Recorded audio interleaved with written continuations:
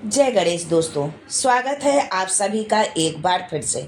गणपति बप्पा आप व आपके परिवार पर अपनी कृपा दृष्टि सदा सर्वदा बनाए रखें। दोस्तों, यदि आप अपनी लाइफ में नया कुछ सीखना चाहते हैं और हमारे चैनल पर पहली बार आए हैं तो चैनल को सब्सक्राइब करके बेल आइकन जरूर दबाइएगा। दोस्तों, हम सभी चाहते हैं कि हमारी मनोकामना जल्द से जल्द पूरी हो जाए। वैसे तो कुछ लोग इतने उतावले होते हैं कि कुछ घंटों में उनकी सोची हुई चीजें पूरी हो जाए। अपने मनोरथ पूर्ति के लिए इंसान कुछ भी करने के लिए तैयार होता है। किसी भी दर पर चला जाता है, किसी की भी बातों पर आ जाता है, किसी से भी सलाह लेने लगता है और किसी से भी परामर्श करने लगता है। फिर उनके द्वारा बताई गई विधि सही हो या गलत कुछ भी करने को तैयार होता है। हर चीज सात्विक नहीं होती है। हर चीज, हर उपाय आपके जीवन में सात्विकता नहीं देते हैं।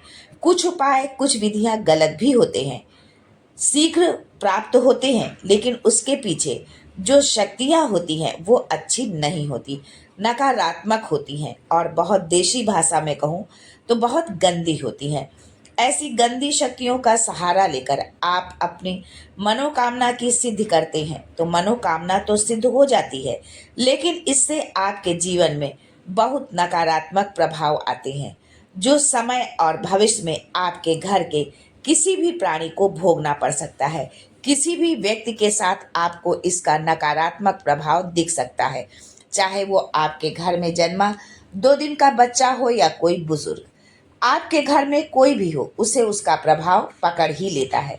दोस्तों, अपने जीवन में कुछ भी प्राप्त करने के लिए गलत नकारात्मक चीजों का सहारा नहीं लेना चाहिए। ईश्वर के घर देर है पर अंधेर नहीं है। ईश्वर का दर पकड़ लीजिए, देर होगी पर वहां से जो प्राप्त होगा अलौकिक होगा, इतना दिव्य होगा, इतना प्रकाशमान होगा कि वो आपके जीवन को नहीं, आपके पुस्तों को भी ऊर्जावान कर देगा, उनके जीवन को भी प्रकाश से भर देगा। ऐसे कार्य करिए जिससे आपके घर के हर व्यक्ति को लाभ प्राप्त हो सके। दोस्तों, हमारी यही कोशिश रहती है कि मैं आपको ऐसे उपाय बताऊं जिससे आपको परमात्मा का आशीर्वाद प्राप्त हो, आपके जीवन में हमेशा अच्छी और सकारात्मक चीजें साथ चलें। ऐसा ना हो कि किसी भी उपाय से आपका अनिष्ट हो जाए या आपके घर में किसी को उसका नकारात्मक प्रभाव मिले। आज फिर मैं आपके लिए कुछ नया, कुछ अद्भुत, कुछ अलग लेकर आई हूँ।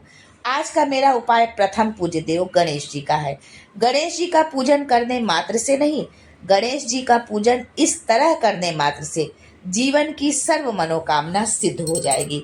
आगे बढ़ने से पहले आपको याद दिलाना चाहती हूँ कि यदि आपको जानकारी अच्छी लगे और आपको इससे लाभ मिले तो वीडियो को लाइक करिएगा, दोस्तों को शेयर कर दीजिएगा और अगर आपने अभी तक चैनल को सब्सक्राइब नहीं किया है तो चैनल को सब्सक्राइब करके बेल आइकन जरूर दबाइएगा।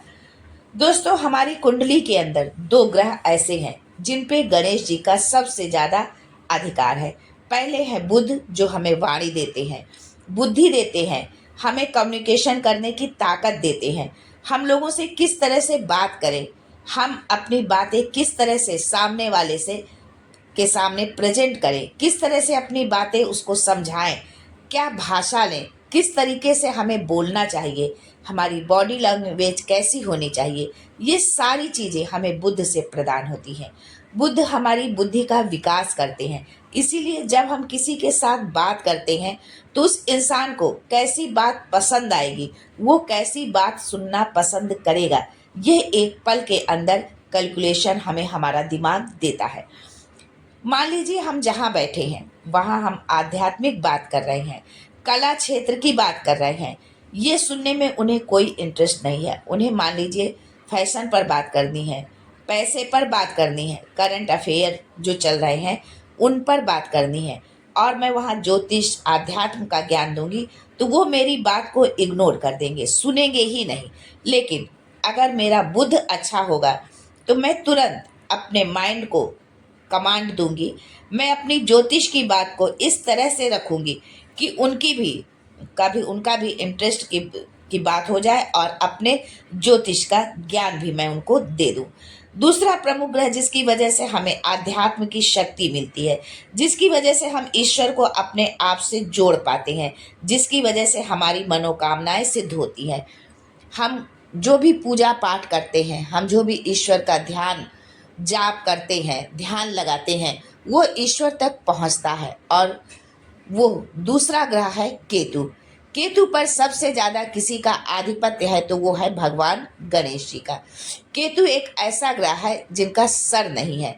तो चलिए आज भगवान गणेश जी को कुछ ऐसा करके मना लेते हैं कि वो आपकी सर्व मनोकामना को सिद्ध कर दे। वैसे तो विघ्नहर्ता हमेशा अपने भक्तों के विघ्न हरने का कार्य करते हैं। उनके ऊपर साक्षात महादेव और माँ पार्वती का आशीर्वाद है। महादेव और पार्वती के ही पुत्र हैं वो, और प्रथम पूजित देव हैं हमारे। उनके बिना हमारे जीवन में कोई कार्य नहीं होता। तो बोलिए गणपति बप्पा मोरया। तो आज का ये विशेष उपाय आपके लिए है, बहुत ध्यान से समझिए और आपको बहुत ध्यान से सुनना है, समझना है, और आपको करना क्या है इस बात पर आपको ध्यान देना है। दिन होगा बुधवार, वस्त्र पहनेंगे आप हरे रंग के, मुंह आपका पूरब की तरफ होगा और सामने आपके गणपति जी की मूर्ति या तस्वीर होगी। आप कुछ पुष्प लेंगे जैसे गुलाब के या गेंदे के। आप सर्वप्रथम गणेश जी को रोली लगाएंगे, चावल लगाएंगे, सिंदूर लगाएंगे। आप उनको का जो है उनका आगमन करेंगे, उनका आवाहन करेंगे। आप बोलेंगे हे गणपति बप्पा मेरी विनती सुनिए और मेरी बात सुनकर मेरी कामना को पूर्ण करिए। ऐसा कहकर आप एक बड़ा पात्र ले लेंगे। बड़ा पात्र चाहे वो आप स्टील का ले सकते हैं, तांबे का ले सकते हैं या मिट्टी का ले सकते हैं। पात्र का मतलब खुला होना चाहिए। उसके अंदर आप जल भर लेंगे। अगर हो सके तो जल के अंदर गंगा जल मिला दीजिए, उसमें चुटकी भर हल्दी डाल दीजिए। उसके बाद आपको इस जल को आरती स्वरूप गणेश जी के सामने 7 बार घुमाना है। सीधे तरफ से जो है उल्टी तरफ ले जाइएगा। गलती मत करिएगा, उल्टे से सीधे नहीं करना है। इस बात का आप विशेष ध्यान रखिएगा। सीधे से उल्टी की तरफ ले जाइएगा और बोलते जाइएगा वक्रतुंड महाकाय सूर्यकोटि समप्रभा निर्विघ्नं कुरु मे देव सर्व कार्येषु सर्वदा। 11 बार बोलकर आपको आरती उतार देनी है गणपति बप्पा की। जल को सामने रख दीजिएगा। अपने दोनों अंगूठों को मिलाइएगा, अपनी दोनों पहली उंगली को मिलाइएगा यानी तर्जनी को, बाकी 3 उंगलियों को अंदर मुट्ठी में दबा लीजिएगा और आपस में ऐसे मोड़ लीजिएगा। 11 बार अपने मन की मनोकामना उनके सामने बोल दीजिएगा और फिर जल की तरफ अपने हाथों को झुका दीजिएगा। जो जोड़े हुए हैं उसकी मतलब आपने जो हाथ जोड़ा है उसी मुद्रा में। उसके बाद गणेश जी का नाम लेकर इस पात्र को उठा लीजिएगा और इसे ले जाकर किसी हरे पौधे में चढ़ा दीजिएगा। तुलसी के पौधे में नहीं चढ़ा सकते हैं। गणेश जी के किसी भी पूजन में हम गणेश जी को जो है तुलसी से नहीं जोड़ते हैं क्योंकि उनका थोड़ा सा बैर है। पौधे सभी हरे होते हैं, लेकिन जितना अधिक डार्क ग्रीन होगा ज़्यादा आपके लिए अच्छा होगा। आप ये जल पौधे में चढ़ा दीजिए। ऐसा आप 3 बुधवार करिए, आपकी बड़ी से बड़ी मनोकामना सिद्ध हो जाएगी। किसी से प्रेम विवाह करना है, किसी को वापस बुलाना है, विदेश जाना है, नौकरी करना है, सरकारी नौकरी चाहिए या बिजनेस सेट करना है, या आपको कोई और चीज़ है जो प्राप्त करनी है, छोटा सा सरल सा उपाय है, जरूर करिएगा। आपकी मनोकामना जब सिद्ध हो जाए तो पक्षियों को दाना जरूर खिला दीजिएगा। छोटे बच्चों को गणपति जी का भोग लगाकर अपने हाथों से भोजन जरूर करा दीजिएगा। आज के लिए बस इतना ही। मैं फिर मिलूंगी कुछ नया, कुछ अद्भुत लेकर।